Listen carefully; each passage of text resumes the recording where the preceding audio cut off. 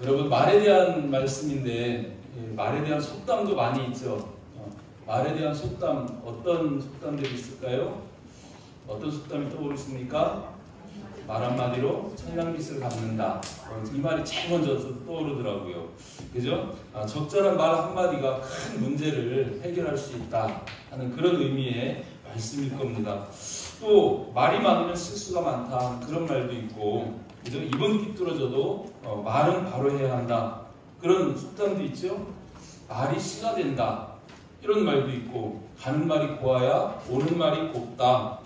말로 하는 상처는 칼로 하는 상처보다 깊다. 이런 말. 이 말에 대한 거를 제가 이렇게 속담을 이렇게 찾아보니까 엄청 많아요. 이렇게 많은 줄 몰랐습니다.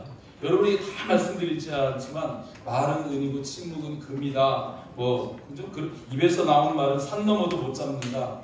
한 번 뱉은 말은, 그죠? 산 넘어 쫓아가도 못 잡는다. 한 번 쏟은 물을 주워 담지 못하듯이 이 말에 대한 속담들이 굉장히 많기도 하고 그렇습니다. 또 우리가 말 없이는 살 수 없죠.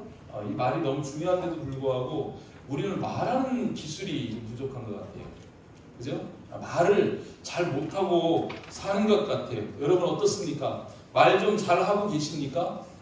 스스로 한번 생각을 해보시죠. 나는 말을 잘하고 있는가? 한번 생각해 보시기 바랍니다. 옛날에 조선시대 같아요. 백정이 이제 이렇게 돼지갑고 소잡고에서 파는 사람 백정이라고 그러죠. 백정이 있었는데 이름이 박상길이라는 그런 백정이 있었답니다. 근데 하루는 양반이 고기를 사러 온 거예요. 와서 이렇게 얘기합니다. 상길이 이놈아! 백정들이 옛날에 굉장히 이렇게 막 무시했잖아요. 대감이니까 뒷짐을 딱 지고 상길이 이놈아! 내 고기 한 개 썰어다오. 이렇게 이제 얘기를 한 거예요. 그래서 말없이 그냥 그 상길이가 고기를 한 개를 썰었습니다. 그래서 종에 둘둘 싸가지고 이렇게 마침 다른 양반이 한번 들어오신 거예요. 근데 그 양반은 그렇게 이야기를 합니다. 여보게 박서방, 나 고기 한 근만 썰어주시게. 이렇게 이야기를 했어요. 그러니까 또 고기를 뚝 잘라가지고 쌌습니다. 근데 한눈에 봐도 앞에 양반하고 뒤에 양반하고 이 고기가 크기가 틀린 거예요. 그러니까 이 앞에 양반이 이제 꾸짖는 거죠. 예끼 이놈아! 어찌하여 내 고기는 적고 이 양반 고기는 이렇게 크단 말이냐? 그렇게 얘기하니까 상길이가 그렇게 대답하는 거예요. 그거는요 상길이 놈이 잘랐고요. 이 양반 거는 박서방이 잘라서 그렇습니다. 그러니까 그 양반이 아무 말도 못하고 얼굴만 빨개졌다는 얘기입니다. 말이 중요하죠? 정말 말이 중요합니다. 어떻게 말하느냐에 따라서 참 상황이 달라지는 거예요. 또 제가 이 말씀 준비하면서 이 주석책에 이런 예화가 있더라고요. 프랑스 파리의 다리 위에서 구걸을 하고 있는 소경이 있었습니다. 목에다가 팻말을 걸고 있는 거예요. 나는 소경으로 태어났습니다. 이러고 이제 그 모자를 벗어놓고 거기에 이제 동양을 이렇게 받는 거죠. 근데 한 신사가 지나가면서 그에게 물어봅니다. 하루에 도대체 얼마나 받습니까? 그거 물어보니까 많이 받아요. 5% 정도, 그 정도 받습니다. 이렇게 얘기를 하니까 그 신사가 목에 있는 팻말을 내가 좀 고쳐드리겠습니다. 그래서 그걸 딱 벗겨가지고 거기에다가 뭐라고 썼어요. 그리고 딱 걸어놨어요. 그리고 한 2주쯤에 그 신사가 거기를 다시 지나가다가 그 거지를 만나가지고 다시 물어봅니다. 요즘은 어떻습니까? 얼마나 받습니까? 그러니까 손님이 고쳐주신 뒤로는 막 50g도 넘게 10배가 넘게 이렇게 사람들이 도와주고 있습니다. 도대체 이 팻말에다가 뭐라고 썼습니까? 물어보는 거예요. 그러니까 그 신사가 그렇게 얘기하는 거예요. 나는 봄이 와도 봄에 오는 걸 볼 수가 없습니다. 이렇게 썼다는 거예요. 어떻습니까? 나는 소경으로 태어났습니다 하고 봄이 오는데 봄을 볼 수가 없습니다. 참 마음을 그죠? 더 울리는 그런 표현 아닙니까? 그런 것처럼 이렇게 말 한마디에 따라서 우리의 상황들은 너무 다른 결과를 만들어낼 수 있는 그런 것이 말이다. 이렇게 볼 수 있는 거죠. 이 세상 사람들은 이 말에 대해서 네 종류의 사람이 있다고 해요. 말을 못하는 사람이 있대요. 그런 사람은 좀 답답하죠. 뭐 말하려고 말을 너무 못해. 막 버벅거리고 막 답답한 거예요. 그런데 어떤 사람은 말만 못하는 사람이 있대요. 그건 뭐예요? 다 삶은 좋은데 말만 못해. 이런 사람도 답답하긴 해도 등직은 하잖아요. 그죠? 그런데 또 한 부류 사람은 말만 잘하는 사람이 있대요. 말만 잘하는 사람. 그죠? 사는 거는 형편없는데 말만 번스르르하게는 좀 얄미럽죠. 그런 사람. 그죠? 그런데 말도 잘하는 사람이 있대요. 삶도 괜찮고 말도 잘하는 사람. 그죠? 그런 사람들이 인정받고 존경받는 거 아닙니까? 신뢰가 가지 않습니까? 그런 것처럼 정말 저와 여러분도 말 잘하는 사람 되기를 바랍니다. 말을 잘해야 하는 이유는 세상 속에 너무 많습니다. 말 잘해야죠. 우리 학생들도 면접 보면 그죠? 구술 시험을 보잖아요. 그죠? 얼마나 조리 있게 합리적으로 말을 잘하느냐. 육하원칙에 따라서 말하면 말을 잘하게 돼 있어요. 이렇게 성공을 위해서도 말을 잘해야 합니다. 또 좋은 관계를 위해서도 말을 잘해야 하죠. 이 말이 우리 사람의 관계를 얼마나 좌지우지하는지 모릅니다. 말 잘해야 합니다. 그죠? 이 말을 잘하면 행복해지는 거예요. 관계가 좋아지니까 당연히 행복지수도 올라가겠죠. 근데 말을 잘못하면 자꾸 다투고 싸우고 분열이 일어나고 이렇게 된다는 거예요. 근데 오늘 본문 말씀을 볼 때 말 잘해야 하는 이유는 뭐냐면 말에 실수가 없는 사람을 가리켜서 온전한 사람이라고 얘기하는 거예요. 아멘? 저 여러분 말 잘해서 온전한 사람 되시기를 주님의 이름으로 축복합니다. 아멘. 오늘 본문을 통해서 우리에게 주시는 교훈이 있습니다. 말 어떻게 해야 될까? 어떤 말을 해야 할까? 그런 교훈인데 첫 번째로 한번 따라서 합니다. 참말만 합시다. 참말만 합시다. 거짓말 하지 맙시다. 정직한 말, 진리의 말을 하라는 거예요. 1절 말씀에 보면 이런 말씀이 있습니다. 내 형제들아 너희는 선생된 우리가 더 큰 심판을 받을 줄 알고 선생이 많이 되지 말라. 여기에서 내 형제들아 이렇게 부르는 것은 지금 이 야고보의 형제니까 유대인들이겠죠. 그 유대인들 중에서 너희는 선생, 여기서 선생이라고 표현했는데 그들 가운데서 랍비를 얘기한 거 아니에요?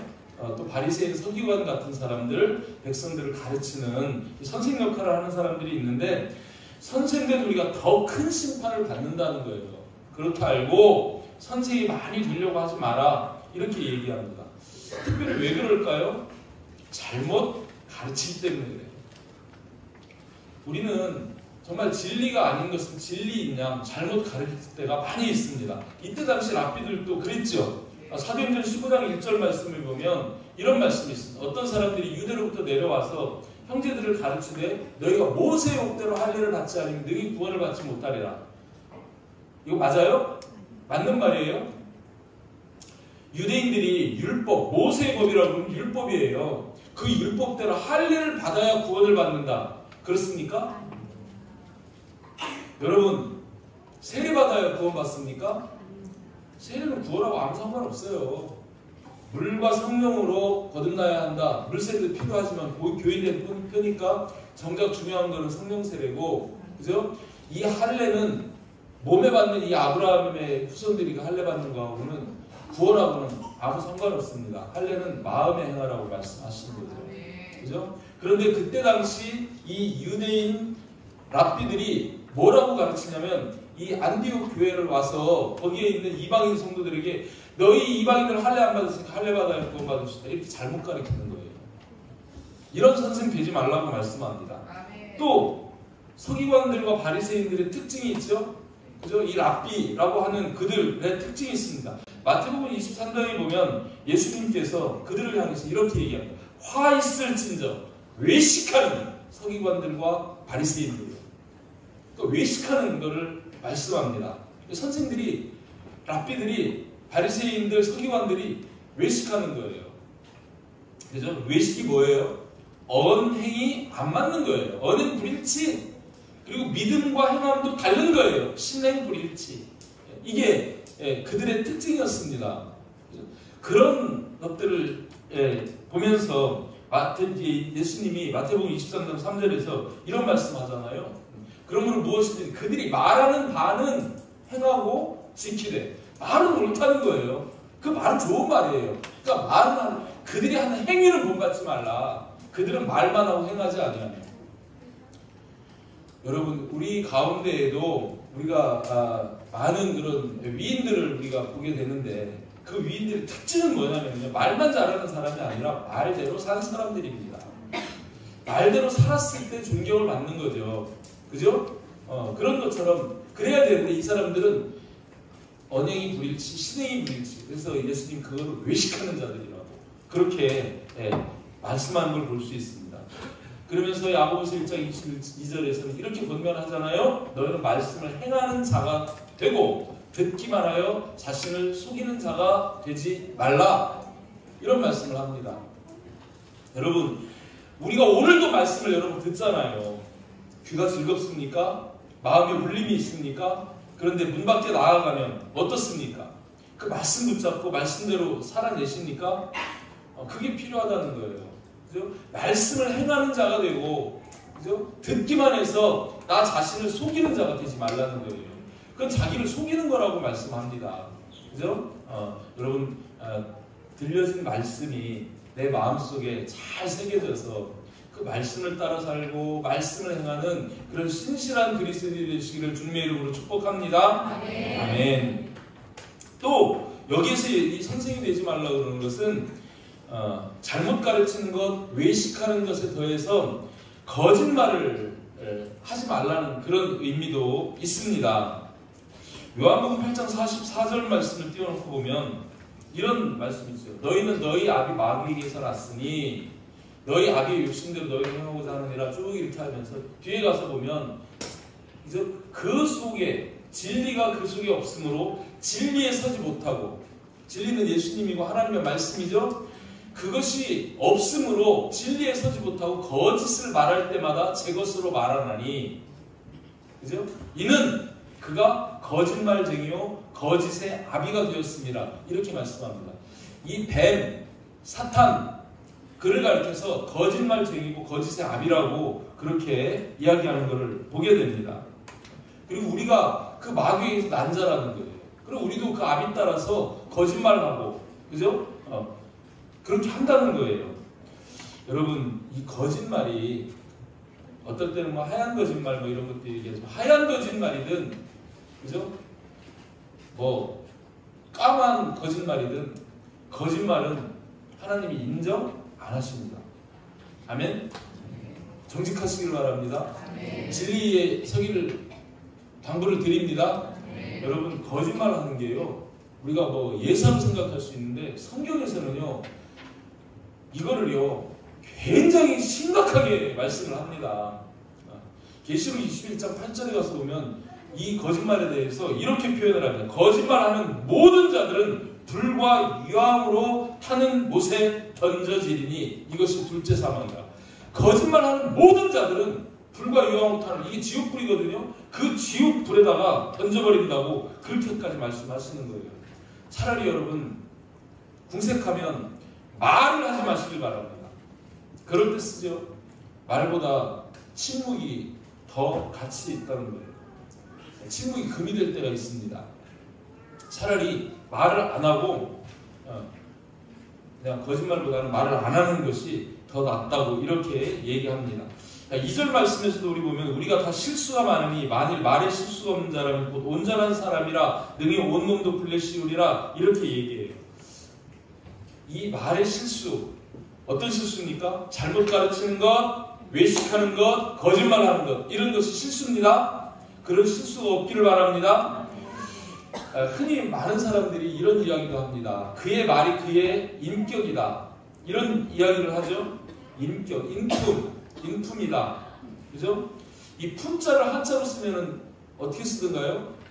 입구자 세 개입니다. 입구자 세 개를 이렇게 쓰면 이게 품자인데, 인품, 성품, 그죠? 품격 이런 거 할 때 다 그 품자를 쓰거든요. 그러니까 결국 뭐예요? 그 사람의 인품도, 성품도, 품격도 뭐에서 나오냐면 말에서 나온다는 거예요. 말에서. 그죠? 실제 그렇습니다. 저도 이 영업을 하면서도 그렇고 그 이제 상담을 하면 저도 그렇고 그런데 그 사람하고 5분만 얘기해 보면 그 사람이 어떤 사람인지 대충 파악이 되죠. 여러분도 안 그렇습니까? 한 5분 정도를 대화하다 보면 이 사람 생각이 되게 어린 사람이다.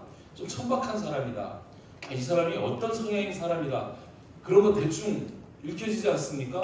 눈치 빠른 사람은 3마디만 들어보면 3마디만 딱 들어보면 벌써 딱 가늠이 딱 되는 거예요. 이 말이 그 사람을 나타내기 때문에 그래요. 사람에게는 각 사람에게 말 그릇이라는 게 있답니다. 말 그릇. 그 말 그릇이 종제기 같아요. 그러면은 얕아요, 작아요, 옹졸합니다. 그래서 그 소견을 들어보면 그 소견이 참 보잘것없고, 그죠? 옹졸하고, 그리고 막 시끄러운 거예요. 막 들을 게 없이 그냥 시끄러운 거예요. 그냥 막 깽깽깽깽 짱짱짱 하고 울리는 소리, 그냥 퉁퉁퉁퉁 튀는 소리, 귀담아 들을 말이 별로 없는, 말은 많은데 별로, 그죠?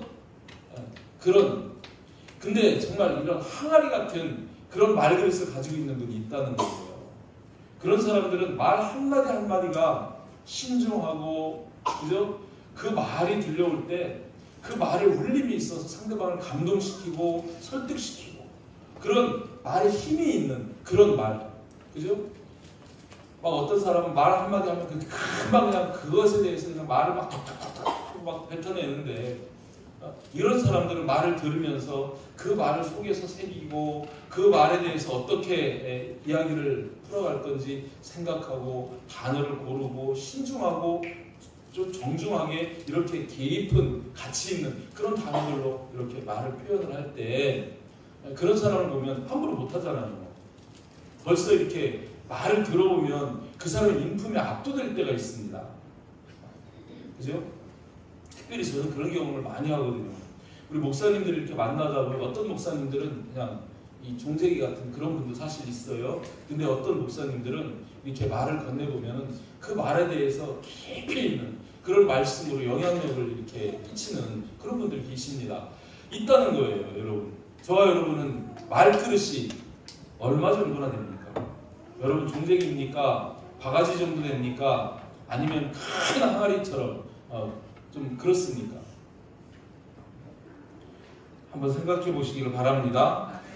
야고보서 1장 19절에서 이런 말씀을 해요. 한 가지 충고를 하는데, 내 사랑하는 형제들아 너희가 알지니 사람마다 듣기는 속히 하고 말하기는 더디하며 성내기도 더디하라. 이런 말씀을 합니다. 이 말씀 준비하면서 사실은 저 자신이 많이 반성을 합니다. 저도 말이 좀 거칠잖아요. 그죠? 거칠기도 하고, 또 상대방 말을 잘 안 들어주는 편이기도 하고, 그죠? 그러면서 스스로 위안 삼기는, 나는 네가 2마디만 하면 네가 한 말 무슨 말인지 다 알아. 시간 낭비할 거 없어. 그래서 막 따다다다다 이야기를 하는데, 이 말씀을 마음에 저도 새기는 거예요. 말하기를 더디해라. 그죠? 듣기는 속히 하고 말하기는 더디해라. 그리고 성내기도 더디해라. 사모님, 우리 그럽시다. 같이. 그래야 가정이 평화가 되는 거예요. 여러분도 그러시길 바랍니다. 정말 중요한 것 같아요. 요 한마디만 우리가 마음속에 새기고 가도, 그죠? 내가 말을 막, 그죠? 속히 하기보다 듣는 거는 많이 들어주고, 그리고 말은 천천히 더디하라는 거예요. 그리고 좀 상대방에게 말에 가시가 있어도 썸내지 말고 차분히 들어주면, 그러면은 문제가 거의 80~90%는 해결이 될 것 같아요. 그죠? 근데 이거를 못하니까 그냥 빨리 성질내고 그렇게 되는 거 아닙니까? 잠언 10장 9절에서도 19절에서도 그런 말씀합니다. 말이 많으면 허물을 면하기 어려우나 그 말 입술을 제어하는 자는 지혜가 있느니라. 이런 말씀하죠. 3절 4절 말씀, 우리 본문 말씀 볼 때 우리가 말들의 입에 재갈 물리는 것은 우리에게 순종하게 하려고 그런다는 거예요. 그 힘센 말도 입에다가 딱 고삐만 딱 꿰가지고 딱 재갈을 물려놓으면, 그죠? 그 기수의 마음대로 이 조정을 합니다. 또 4절 말씀에서 배를 보라. 그렇게 크고 광풍에 밀려가는 것들을 지극히 작은 키로서 사공의 뜻대로 운행하나니. 막 우리 인생에 큰 풍파가 몰려오는 거예요. 우리가 이제 항해하는 배라고 했을 때. 그럴 때 이 사공이 그 작은 키, 이거 지금 혀를 얘기하는 거잖아요. 그 몸에 붙어있는 이 작은 키 같은 이 입술 하나 가지고 그거 가지고 그 풍파를 다 조정해가지고 뜻대로 운행해 갈 수 있다는 거예요. 그만큼 이 혀가 중요하다는 겁니다. 여기서 뭘 말해요? 재갈 물려라. 말의 입에 재갈 물리듯. 그죠? 그 작은 키가 그만큼 중요하니까 그 입술을 제어하라는 거예요. 그래서 이 말씀하는 거 아닙니까? 말이 많으면 허물을 면하기 어려우나 그 입술을 제어하는 자는 지혜가 있느니라. 아멘. 아멘. 함부로 말하지 말고 되는 대로 말하지 말고 입술을 꼭 제가 들리고 그죠? 꼭 필요한 것만 할 수 있도록 그렇게 하라는 거예요. 시편 141편 3절에서는 여호와여 내 입에 파수꾼을 세우시고, 이 다윗이 그렇게 지금 기도하는 거, 내 입에 파수꾼을 세우라는 거예요. 이 말이 나가도 되는지 안 나가야 할 말인지 파수꾼을 세우고 내 입술의 문을 지키라는 거예요. 그렇게 되게 해달라고 지금 기도하지 않습니까? 그렇습니다. 정말 저와 여러분 잘못된 말, 외식하는 말, 속이는 거짓말 하지 말고 입에 파수꾼을 세우고 정직한 말, 진리의 말, 참말만 하는 그런 제자들이 되시기를 주님의 이름으로 축복합니다. 두 번째, 또 한번 따라합니다. 믿음의 말을 합시다.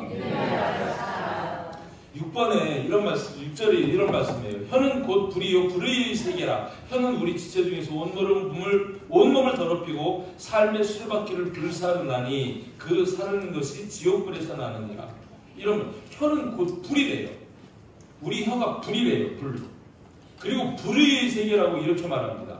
근데 우리 혀가 불인데 이 불이 어디서 나왔냐면, 그죠? 그 사르는 것이 지옥불에서 난다는 거예요. 지옥불. 이 혀의 위험성을 지금 이야기하는 것이죠. 혀는 우리 지체 중에서 온 몸을 더럽히고 삶의 수레바퀴를 불사른다. 전 생애에 악영향을 끼치는 것이 이 혀다. 여러분 말 한마디 잘못해가지고 폐가 망신하고 말 한마디 잘못해가지고 곤욕을 치르는 사람들 우리 정치판에서 얼마나 많이 봅니까? 그죠? 할 말 안 할 말 가리지 못하고 쓸데없는 말 한마디 잘못해가지고 그래가지고 힘들어하는 그런 상황을 얼마나 많이 보는지 몰라요.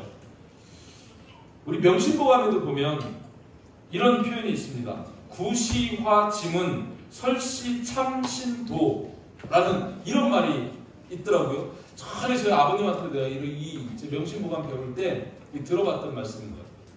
이게 무슨 말이냐면 입은 화를 부르는 문이고, 그죠? 혀는 몸을 자르는 칼이라는 거예요. 이만큼 이 말과 혀가 위험하다는 거예요. 간수를 잘해야죠. 이 혀를 가리켜서 또 불의의 세계다 이렇게 이야기하는데, 불의의 세계 반대는 의의 세계입니다. 의는 믿음의 세계입니다. 그러니까 이 불의의 세계는 불신의 세계고, 그죠? 막 부정의 세계고 막 이런 거예요. 원망 불평이 가득한 그런 사악한 세계, 막 그런 거를 표현하는 게 이 불의의 세계다 이렇게 말씀하는 걸 볼 수 있습니다.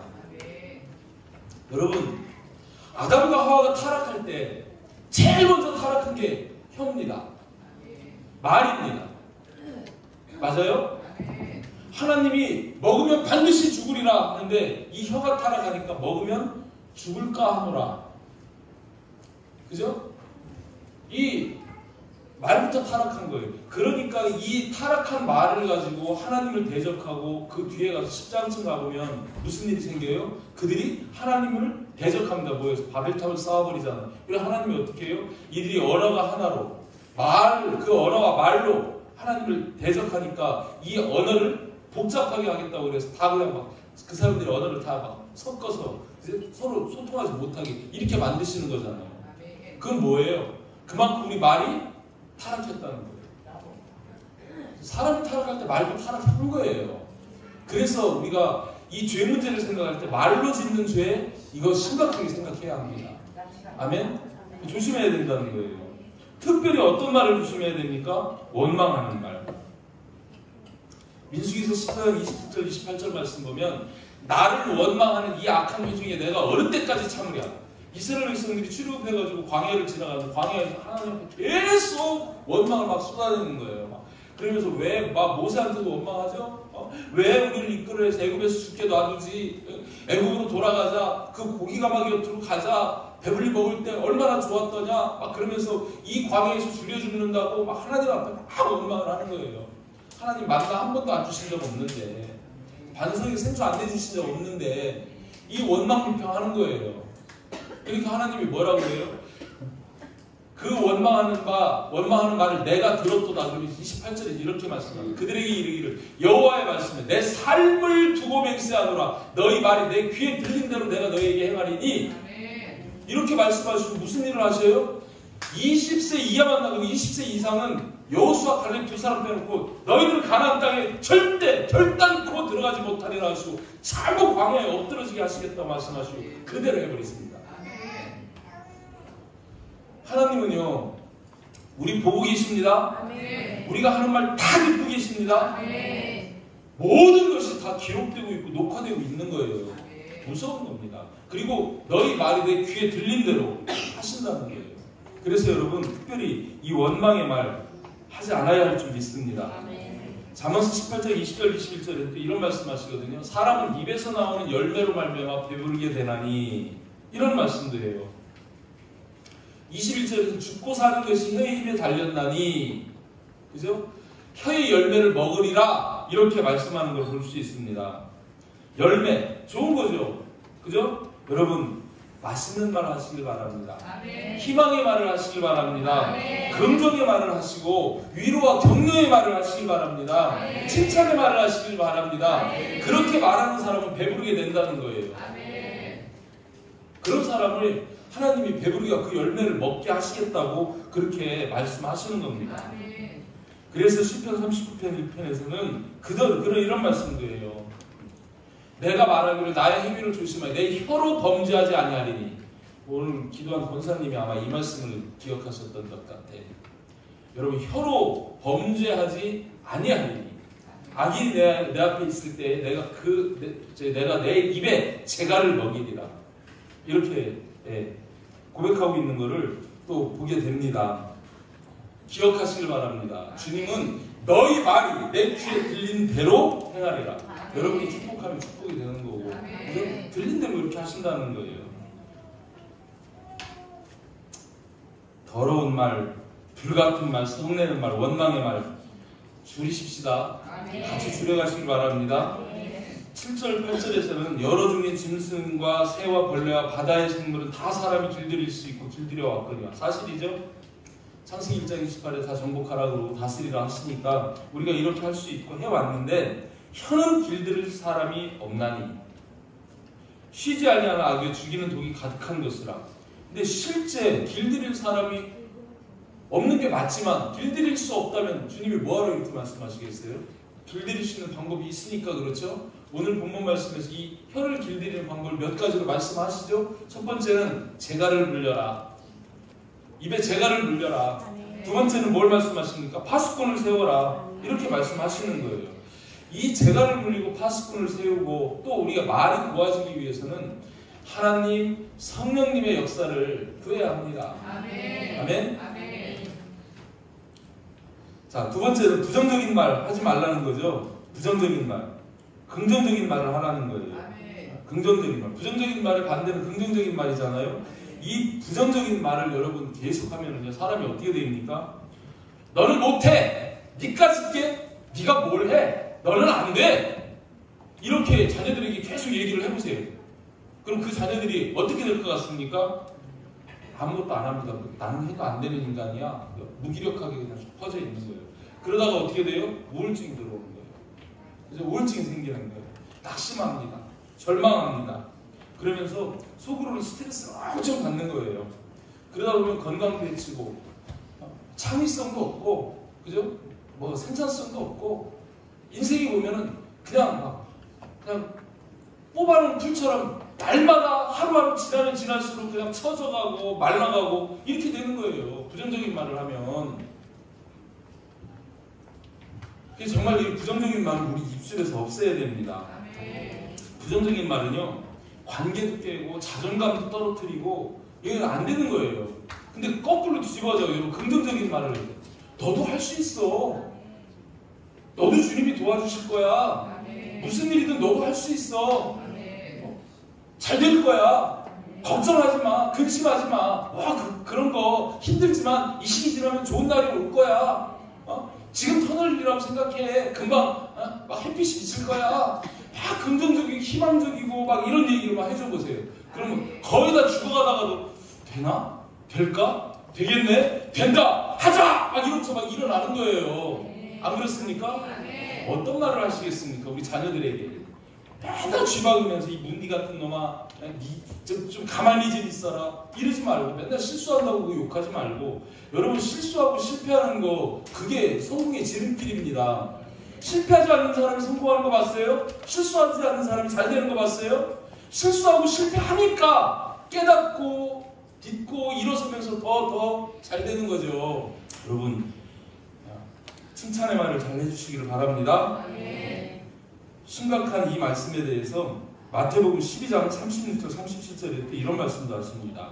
한번 같이 읽어볼까요? 시작. 내가 너희에게 이르노니 사람이 무슨 무익한 말을 하든지 심판날에 이에 대하여 신문을 받으리니 내 말로 의롭다함을 받고 내 말로 정죄함을 받으리라. 심판하시는데 예수님이 심판날 우리가 한 말을 가지고 의롭다기도 하고 너는 지옥 이렇게도 할 수 있다는 거예요. 정죄를 할 수도 있다는 거예요. 너희에게 이르노니 사람이 무슨 무익한 말을 하든지 이 무익한 말을 하면 그것에 대해서 심판날에 이에 대해 신문을 받는다는 건데 이 말을 공동번역에서는요 이렇게 적어놓은 거를 더 실감나게 이렇게 적어놨더라고요. 잘 들어라. 아니 제가 여러분 반말하는 게 아니고 공동번역에 이렇게 써있다고요. 인사 쓰지 마시고 잘 들어라. 심판날이 오면 자기가 짓거린 터무니없는 말을 낱낱이 해명해야 할 것이다.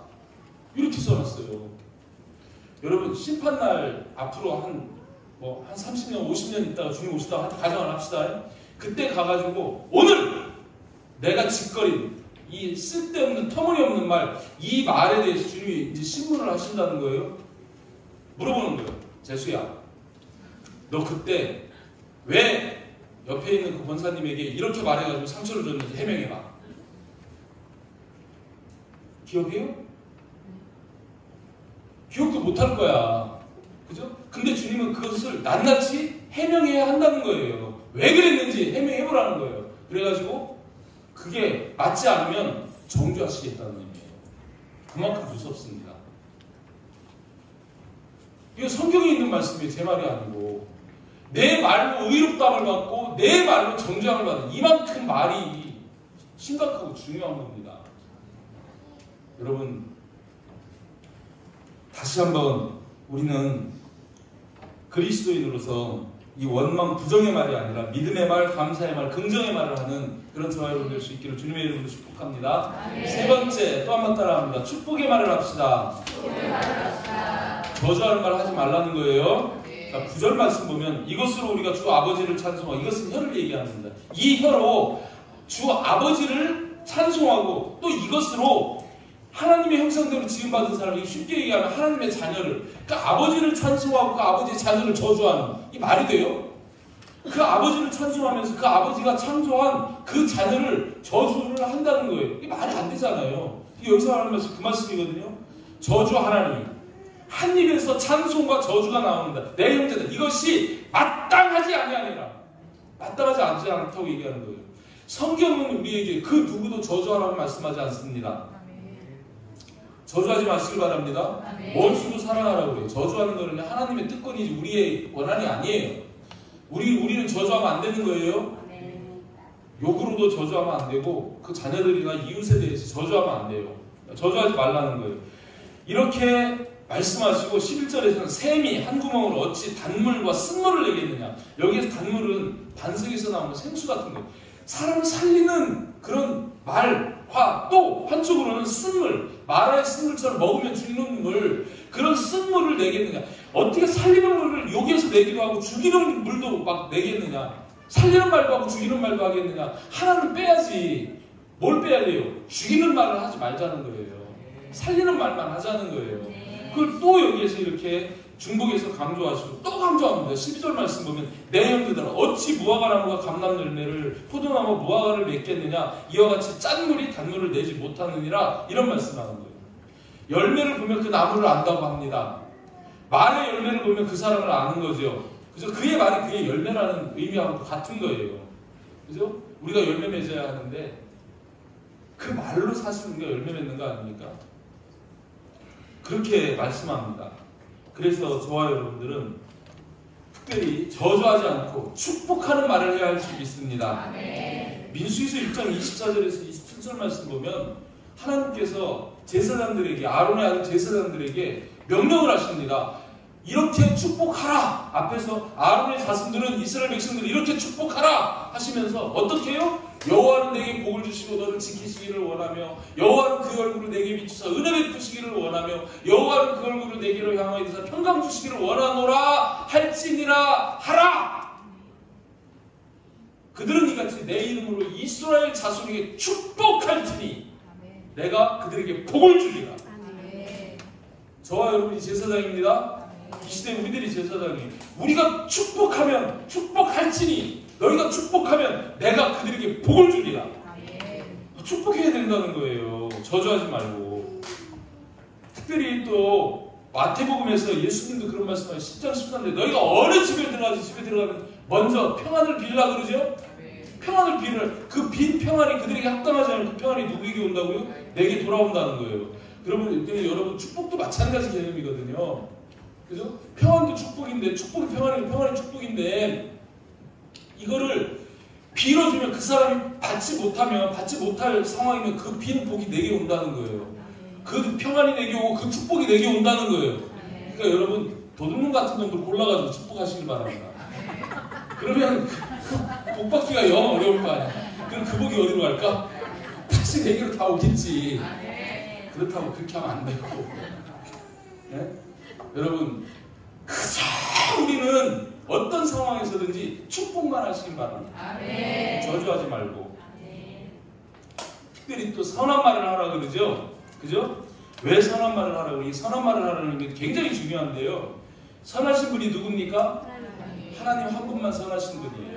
그 선한 말은요 하나님의 말씀이에요.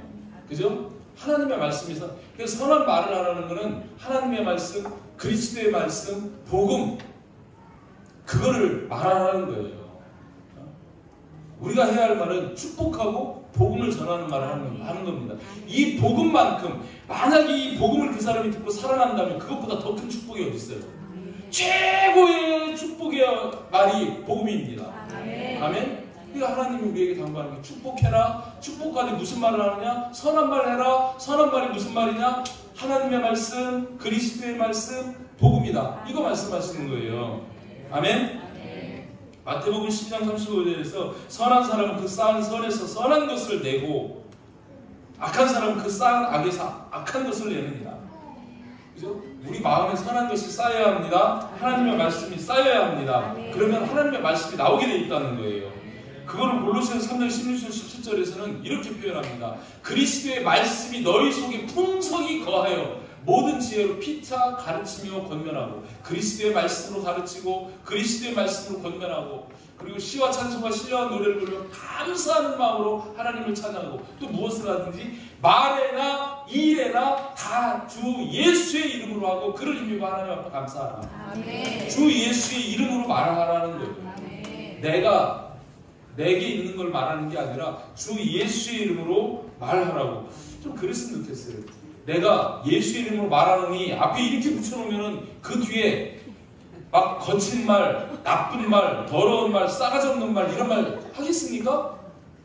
내가 주 예수의 이름으로 말 평안할지어다, 복받을지어다, 건강할지어다, 잘될지어다 이렇게 나갈 거 아니에요.